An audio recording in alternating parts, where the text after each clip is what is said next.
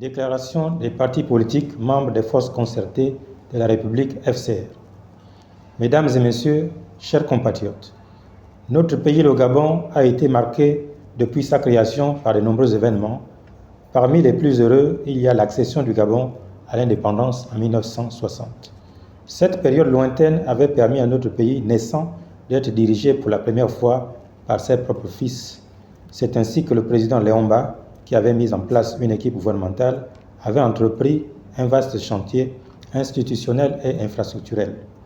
Chers compatriotes, nous savons tous que le slogan « Gabon d'abord », très cher au président Léon Mba, n'était pas qu'un simple slogan.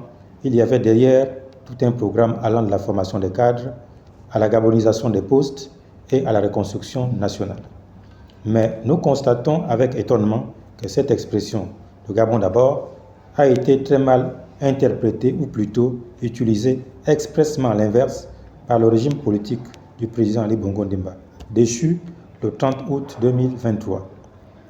Cette inversion des choses a été manifeste durant 14 ans de pouvoir dans les nominations aux postes de responsabilité ainsi que dans la gestion du foncier et la passation des marchés au détriment des PME gabonaises, lesquelles ont la noble ambition de combattre le chômage et de créer des richesses. Cette période écoulée a été un enfer qui a duré 14 ans après que nous soyons sortis d'un autre traumatisme qui a duré plus de 40 ans.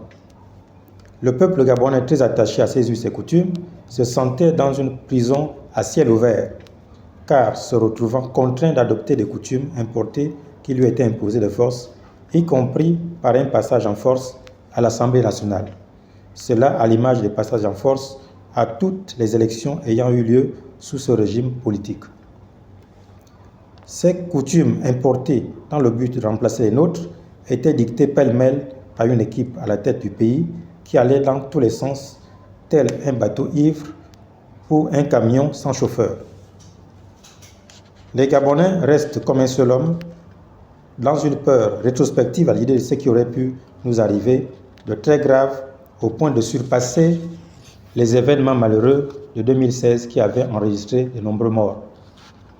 Fort heureusement pour nos vaillants soldats, ayant bien assimilé leur mission sacrée de protection des personnes et des biens, avec à leur tête le général de brigade Brice Clotaire Oligui Nguema, ont mis fin à ce pouvoir dont la mission était la création de la misère des Gabonais. Par cet acte courageux, le CTRI a réussi à rendre au peuple gabonais sa dignité, sa liberté et son espoir d'un lendemain désormais meilleur. Nos militaires qui ont par la même occasion éloigné les critiques de non-assistance à personne en danger ont donné une belle leçon, laquelle interdit la transgression des dispositions des mandats pour toutes les élections. C'est aussi l'occasion d'appeler au respect de la limitation des mandats des bureaux des institutions.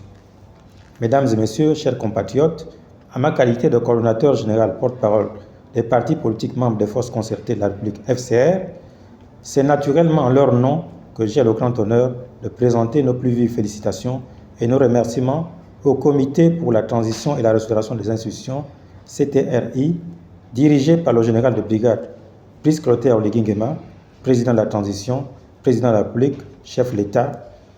Nous vous réitérons notre soutien et restons à votre entière disposition pour participer à l'œuvre de la reconstruction nationale. Je vous remercie.